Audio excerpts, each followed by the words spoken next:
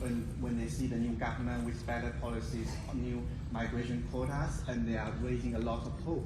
But for the past 7 months, they still feel like they've been left out, and they can see even visa processing or visa invitation, the department is prioritizing for overseas applicants, like for 189 visas for the same occupation.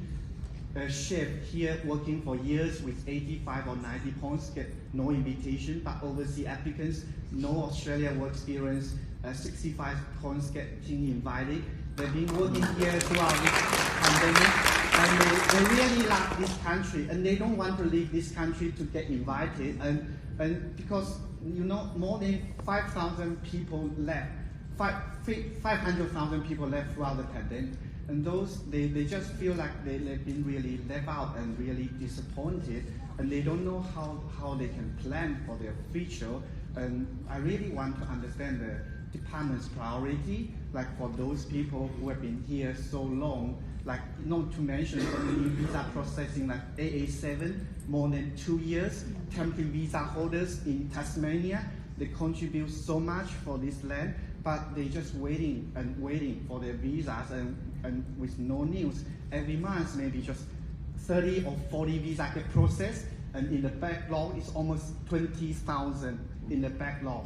And they just in a limbo, try to get their voice heard.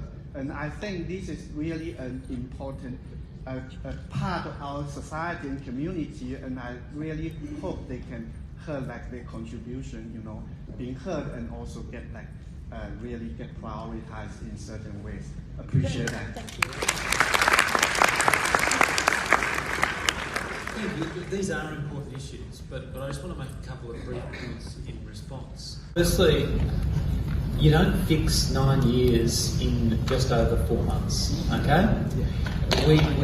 We have to recognise that, I've touched on some of the wider issues, but the experience of the last 2 years and the challenge it presented for the Albanese government on coming into office frankly required us to prioritise offshore applicants given the resources we had and the challenges in the skill shortages and the labour shortages that were impacting the Australian economy.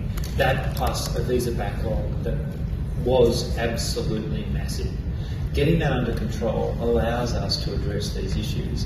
And it's not about being disrespectful for that group of people who, I agree with everything you've said about their circumstances. It's about generating the policy and administrative capacity to respond to those as we take a view that is about responding to what we believe to be a short-term crisis, and recognising that that requires making some tough choices. And when we get the position under control, as we are getting there with the additional resources that we have applied, it does enable us to make choices rather than simply respond. That is the juncture that we are at now, and I can tell you that I'm very mindful of the AA7s and all these other groups that have been left in the and should not be left in ongoing.